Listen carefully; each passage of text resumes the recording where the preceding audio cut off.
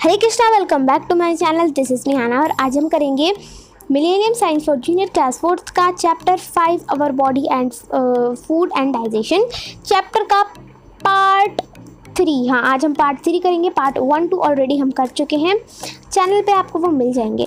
ठीक है, तो लास्ट हमने छोड़ा था यहाँ पे फूड प्रिजर्वेशन, तो हमें फूड प्रिजर्वेशन पढ़ना था। देखो पहले ही समझ लो, प्रिजर्वेशन का मतलब बचत करना, ठीक है, उसे प्रिजर्व करना, उसको उसकी सेविंग करना। ठीक है, तो देखो आपने जैसे देखो पहले तो यहाँ पे कैसरोल करके एक वर्ड यूज़ हुआ है, तो एक वो होता है कुछ इस टाइप से, एक बर्तन सा होता है, उस पर ऐसे सा ढक्कन लगा होता है ना, उस पर रोटी रखते हैं। आप लोगों के घर में होगा जिसको हॉट शेफ भी बोलते हैं, जिसमें अगर आप खाना रखो तो थोड़ी देर तक गर्म रहता है ना, तो रोटी वोटी रखती है उसमें मम्मी, तो वो आपने देखा होगा कि उसमें चपाती बच जाती है।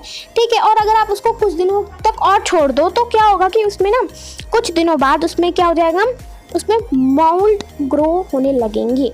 ये क्या होता है मोल्ड, मतलब मोल्ड का मतलब हरी हरी काई।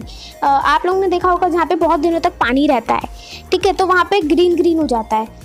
छत वत पे तो ज़्यादा ही होता है ना, तो वहाँ ग्रीन होने लग जाता है। क्यों? क्योंकि वहाँ पे काई जो होती है ना वो जमने लग जाती है, वो ग्रो होने लग जाती है। तो अगर वो क्यों ग्रो होती है, वो तो पहले पानी और नमी की वजह से, नमी मतलब मॉइस्चरनेस की वजह से वो वहाँ पे ग्रो होने लग जाती है ना। तो यहाँ पे भी पानी थोड़ा सा मतलब लाइक चपाती में भी मॉइस्ट रहता है, तो इसी वजह से वो भी उसमें भी मोल्ट ग्रो होने लग जाते हैं। ठीक है, अभी यहाँ पे देख लेते हैं कि देखो अगर आपने देखा होगा कि आप कोई भी फूड बाहर रख देते हो बहुत समय के लिए तो वो स्पॉइल्ड हो जाता है।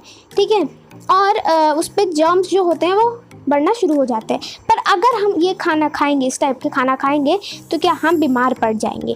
ठीक है, तो इसीलिए हमें कभी भी ऐसे खाना नहीं खाना चाहिए, ऐसे खाने नहीं खाने चाहिए जो स्पॉइल्ड हो।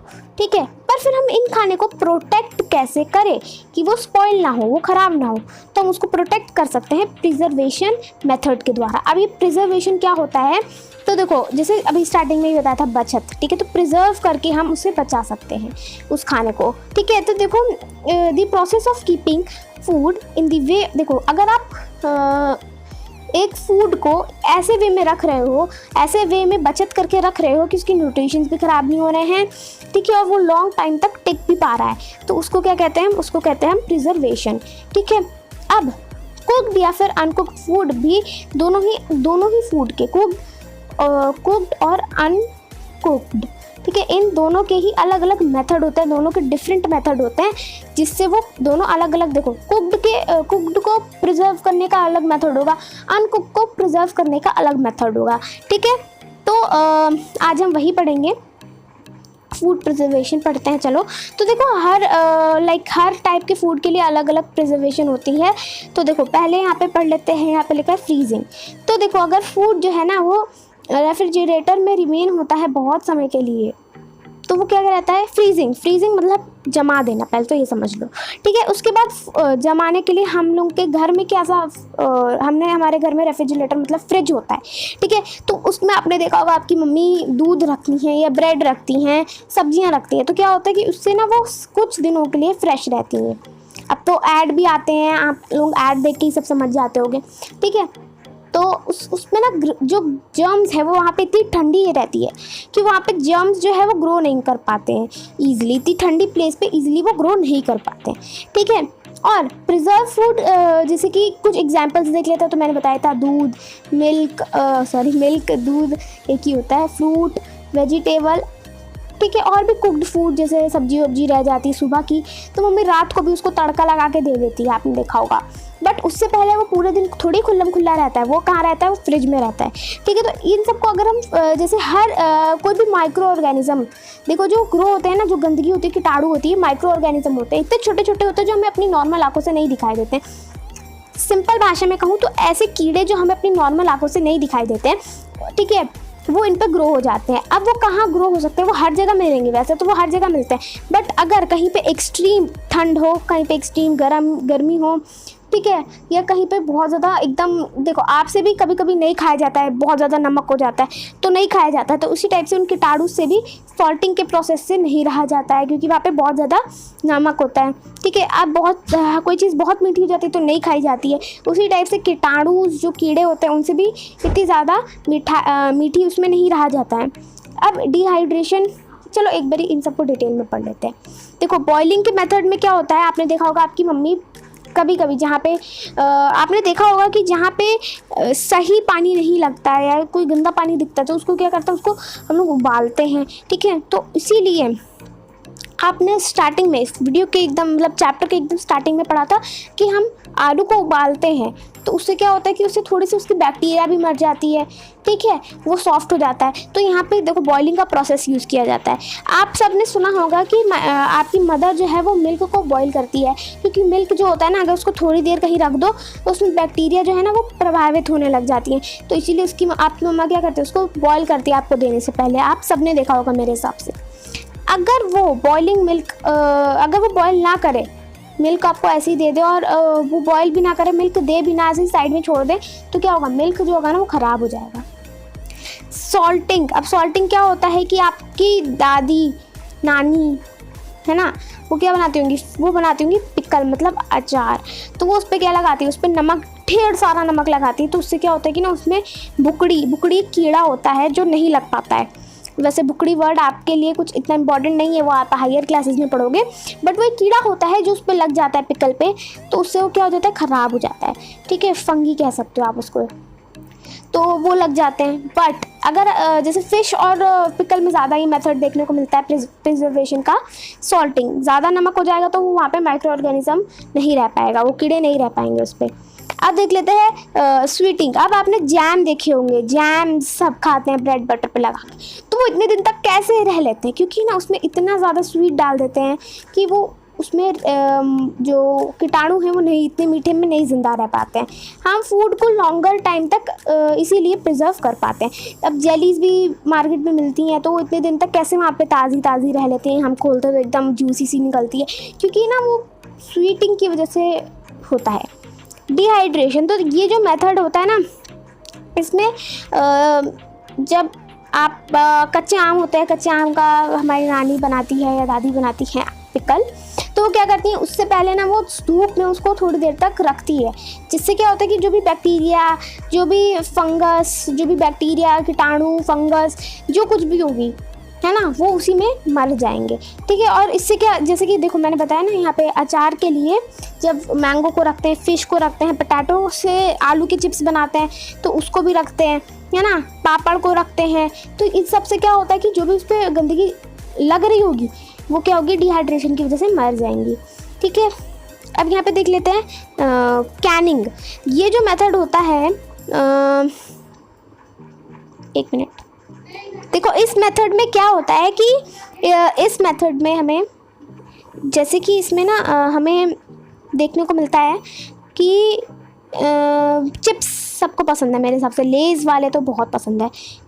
तो यहाँ पे हमें बताया जाता है, लेज़ में आप खोलोगे तो आप पैकेट खोलते हो तो उसमें चिप्स से ज़्यादा तो हवा होती है। क्यों होती है? जिससे वो चिप्स जो है एकदम क्रिस्प रहे, ठीक है, और वो ख़राब ना हो जाए। तो इसीलिए उसमें कैनिंग करी जाती है। उसमें ना एयर जो उसकी नॉर्मल एयर होती है उसको हटाकर फिर से उसको सील करा जाता है, फिर से उसे पैक करा जाता है, और ऐसे पैक करा जाता है कि उसमें बाहर की ऑक्सीजन ना लगे, और उसमें अपनी सी ही एक एयर डालते हैं और उसको एयर टाइट ऐसे ऐसे बंद करेंगे कि भाई वो जैसे ऐसे बंद करेंगे कि बाहर की गंदी एयर ना लगे, उसमें ऑक्सीजन ना लगे। ऑक्सीजन से ज़्यादा जो ख़राब हो जाता है खाना, है ना, उसमें वो अपनी सी ही एयर डालते हैं और उसकी वजह से क्या होता है कि वो ख़राब नहीं होता है। ठीक है, उसमें फंगस लोग ग्रो नहीं हो पाते हैं, उन्हें भी ऑक्सीजन लगता है ना ग्रो होने में।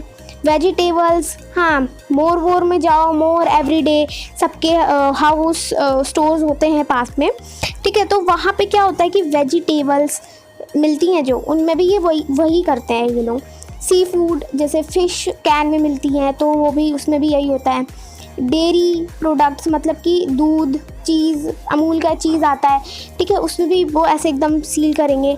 स्वीट्स जैसे कि चॉकलेट वगैरह, है ना, तो तो उनको इन्हीं मेथड्स की उससे करा जाता है। अब देखो खाना खा तो लिया, पर उसका क्या प्रोसेस है, मतलब उसकी क्या रास्ता कहाँ से कहाँ पहुँचता है, ये देखेंगे। ठीक है, तो देखो फूड जो होता है ना वो स्मॉलर, आप ऐसे डायरेक्ट थोड़ी की भिंडी खानी है तो पूरी भिंडी ऐसे मुंह में चले गई, नहीं, उसको हम छोटे छोटे पार्ट्स में चबाते हैं, है ना। तो सबसे पहले प्रोसेस तो यही होता है कि उसको हम चबाते हैं, छोटे छोटे पार्ट्स में कर देते हैं।